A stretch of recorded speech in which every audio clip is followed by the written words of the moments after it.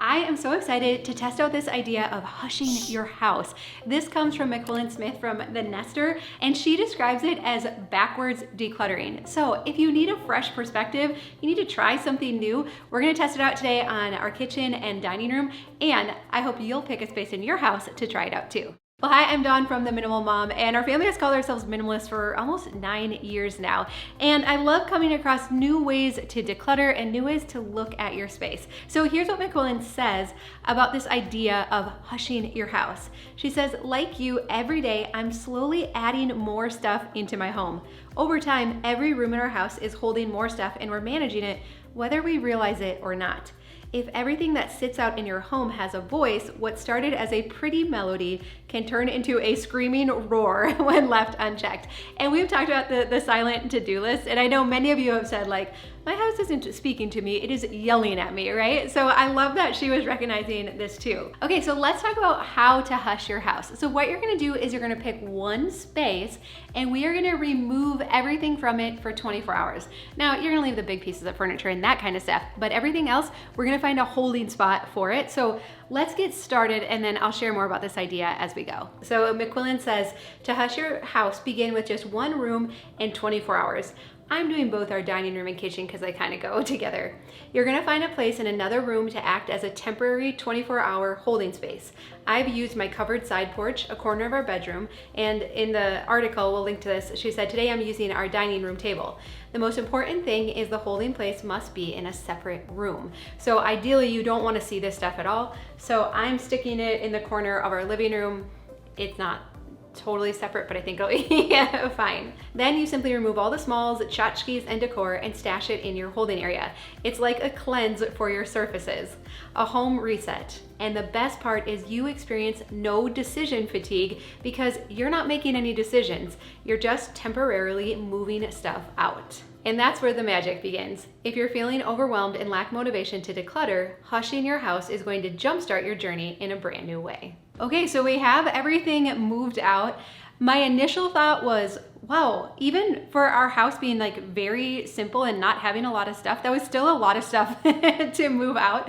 It was a little bit like of a workout, but it was good because like McQuillan says, I mean, this stuff just kind of comes in and we're not always being intentional or thinking about it. So everything is out now and now it feels super bare. Like it feels like we're moving or something. Adeline just walked in here and she was like, whoa, that's kind of scary, right? But the idea is now you just let it sit like this for 24 hours.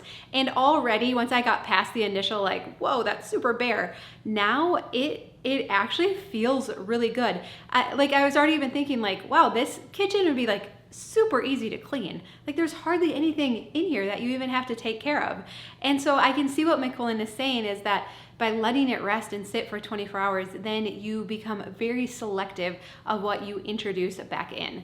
So we're gonna let it sit for a little while and then we'll come back and very intentionally add back in some pieces. Okay, so it's been 24 hours, you've gotten to experience your space this way, and now it's time to very selectively bring stuff back in. And so I've decided to use this opportunity to redecorate my open shelves for spring. I've gotten a few new pieces from an antique store, and so I'm gonna redecorate, but also I am thinking twice about anything that comes back on the counters.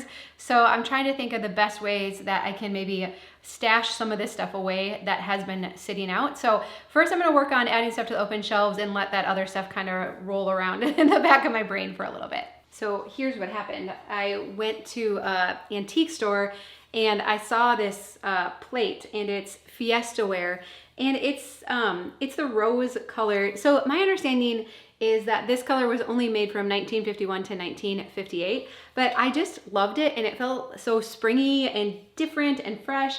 And then I saw these little like juice glasses. These aren't Fiesta ware, but they were really inexpensive and they were by it. And I'm like, well, maybe we could do something with that. And then I also saw this Pyrex dish in this color and I'm like, well, it just all goes together. And you know how I like to zigzag my color on the open shelves, so it just felt like it was meant to be. So anyways, That's how we wound up here, but let's get decorating. So I love what McQuillan goes on to say then. Once I hush a room, I usually have one of two reactions. Number one, I'm ready to bring stuff back in, but I don't want to lose that peaceful, simple feeling. So I'm super picky about what comes back and protecting the serenity of the room. Or number two, I'm crazy motivated to take it a step further and decide to go through the less visible parts of the room and do a deeper declutter before I move my favorite items back in. Either result is a win and you've avoided any decision fatigue. And I love what she says, that she becomes very protective of the serenity that she's created. That's how I'm feeling with this. And I notice even with what I'm putting on the shelves, it's kind of a lot. So I'm thinking for now, I might leave the mugs off of the hooks and not put those back out and leave this. But then also mostly I don't want like anything else to go back on the counters. So I'm thinking there's two things that need to go back out, but that's it. And are you thinking what I'm thinking? Your master bedroom would be another awesome place to test out house hushing. This is actually my favorite room in the house now, since we created this sitting area where we can sit and look out the window and there's nothing around it. I've very intentionally not added any bookshelves or extra decor or anything like that. And I love that even if the rest of the house gets messy or it's been a chaotic day, I can come sit in here and just fully relax and let my guard down, even if I can only do it for a minute. And if you have a worn out mattress, just take it out and never even put it back, right? Today's video is sponsored by Helix, and Helix Sleep are premium mattresses customized to fit your needs, conveniently shipped to your door. And we've had our Helix mattress for over 2.5 years now, and we still love it and sleep so great on it. And so if you've been considering upgrading your mattress, Helix makes it so easy. You just go online and take their sleep quiz, and they're gonna ask you a few questions like, what position do you normally sleep in? For us, we are mostly side sleepers with a little bit of stomach and back sleeping in it mixed in. And then it'll also ask, what kind of firmness do you like? And the next question is, do you ever wake up with back pain? Which both of us had been on our old mattress. But once we got our new Helix mattress, we sleep great and we no longer wake up with back pain. Now, once you get matched with your perfect mattress, for us, it's the Helix Dusk Luxe, it'll be shipped right to your door, conveniently rolled up in a box, and shipping is free in the US. Then you unroll it to let it take shape, and you get 100 nights over 3 months to sleep on it and make sure it's a really great fit for you too. If not, don't worry. As part of Helix's 100-night sleep guarantee, they will take care of exchanging it if it's not just the right fit for you too. Beyond that, they also offer a 10-year warranty. The mattresses are fiberglass free.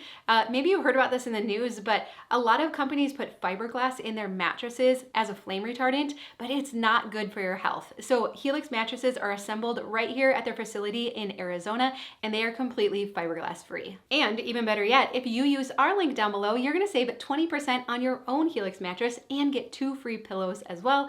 And then you're gonna be getting a really great night's sleep. Can you imagine if you pair that, a new mattress with hushing your bedroom, taking out anything that's making it feel kind of stressful and chaotic so that it's truly a peaceful refuge? I think you're worthy of that. So I'll put those details down below, and let's head back to the kitchen. Okay, so I do like having a spoon rest on the stove, so I also got this. It's Fiesta ware. It's not the rose color, it's the peony color. So this is like a current color that you can still get, but it's really pretty and it kind of pulls the accent color around. So I think that will be okay. But otherwise, I don't want to put anything else back over here. So I think what I'm going to do, the butter dish and the salt and pepper shakers were still sitting out. I think I'm going to find a spot for those inside our spice cabinet. So I'll do that in just a second. And then the only other thing I can't get around leaving out is our coffee maker, especially with this fancy one we have now. It is just big. Even me just carrying over there, like it was really heavy. So I just don't think there's any way around it. I did have the thought, like, what if we put it over here in this corner? So at least it would be like out of sight and there's an outlet there. So I don't know. I mean, I could just try it there, right? I don't really have anything to lose. So I'm gonna try bringing it over here and we'll just see, right? It's all an experiment. We'll just see how it goes. Okay, so I don't know about the coffee maker there. I have to remind myself that everything always feels weird right away. So it's best to just test it out and to just let it sit there for a little bit.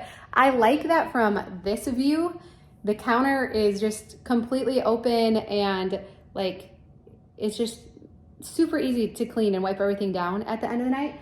And also the nice thing with this coffee pot too is that the water thing just like comes out the front here. So I don't have to worry about it like being hard to fill the water. And it's really not that much further to go to the sink than where it was before. And also my other thought was like, well, I don't want it to get like dirty from the stove, but this burner doesn't work very well. Yes. This one doesn't work at all. This one doesn't work very well. We mostly just use these two, right? So if we're cooking anything like frying it that's splattery, it's over on this one. So I don't know. But again, you can just test it out. Like just try it out for a little bit. You just never know. So I'm gonna leave it there for now. And let's look at what's left over here that we still have to put back. The air fryer fits in our pantry cabinet, so I'm just gonna put that in there. The fruit basket, we're gonna find a spot for that. I don't like that being out. The mugs, I'm just gonna put in the cupboard and not hang them back on the hooks. And then these extra cake stands, I'm gonna put in the basement in my kitchen overflow. And this, we're gonna put back on the dining room table with a little bit of decor that I have. So I'm gonna use this placemat again here, and then, wait till you see what I got. All right, you can tell me I've gone too far. It's fine, I can handle it. Isn't this, I love Fiesta ware. I've always thought it was so pretty. And so this, again, this is the new color, but I just really liked it a lot. And then these tulips are just from Amazon. They are so real. Like, I wish you could like feel it. They actually have like a real life like texture to them. They look so real. And I've had them for 2 years and I've never used them. And finally, I have a spot to use them. So I'm gonna put this on the table.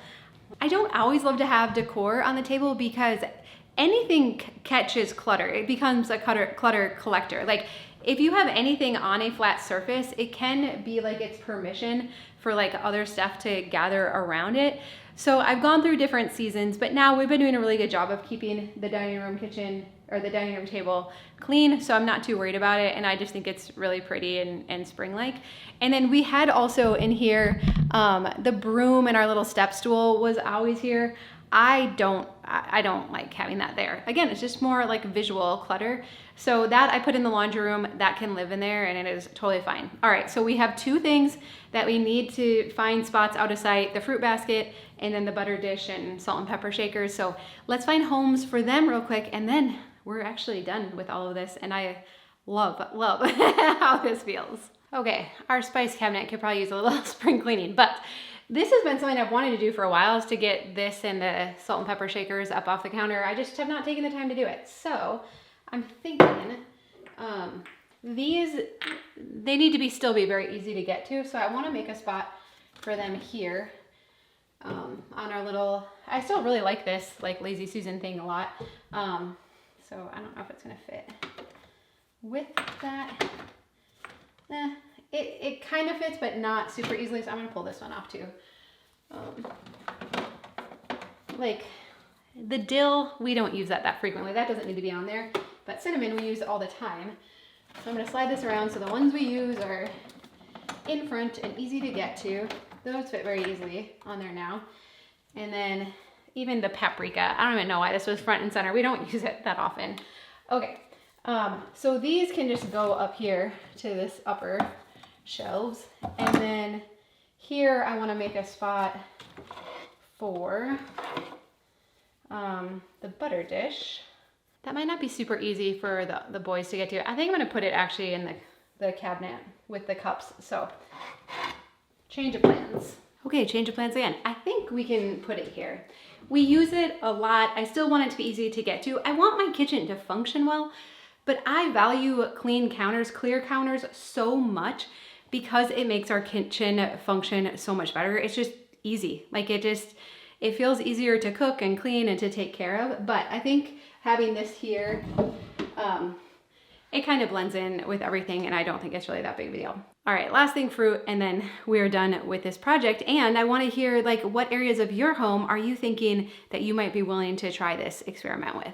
Okay, so the age-old question, should you have a fruit basket that sits out? In my experience, we've gone back and forth. Fruit will go bad just as much in plain sight as it does when it's in the cabinet. The real game changer is making the habit of serving the fruit. Like, when do we eat fruit? Like after meals or serving it for snacks. It's not relying on the visual reminder that everyone's gonna see it and be like, oh, I'll eat fruit, right? Like, So we had put these rollout baskets in here a little while back. They're awesome. I really like them. And I reserved this top one for produce. So we have some potatoes here, and all of this stuff can just go here. And similar with the bananas, if everyone knows, this is where they are. In order to get this off the counter, I think this is a good solution, but I'm just gonna hang on to this. I'll just put it in the basement for now. Again, we'll just do an experiment, see how it goes, see how it works. And if this doesn't work, I might, this actually comes apart and you can just do it in one layer. I might just reduce it to one layer and just use that sitting out. But again, we just have to make adjustments sometimes and try different things out and see how it goes. But I like this so much better. All right, so we hushed these rooms and I think it feels so much better, even though they were pretty minimal already. I also want to let you know that McQuillan has a new book coming out called House Rules. It's some of her favorite interior design rules and then how to break them. And I love her style. I love that she works inside of budgets. She likes reusing things. So we'll put a link for her new book down below. She's also the author of Cozy Minimalist Home, which is one of my favorites too. So those details will be down below, but I would love to hear from you. What are you thinking? Like, what room in your home might you try this out? I think it'd be awesome to try it with kids' bedrooms. I mean, their rooms are the perfect example of stuff creeping in and not ever getting to do a reset. I mean, unless you move, right? Like not ever getting to be like, hey, let's pull it all back out and be really intentional with what we're putting in. So, I mean, pretty much I think every room in your house could benefit from this, but that might be like a really cool experiment. All right, well, I love you. I hope you have a really good day and I'll see you again soon.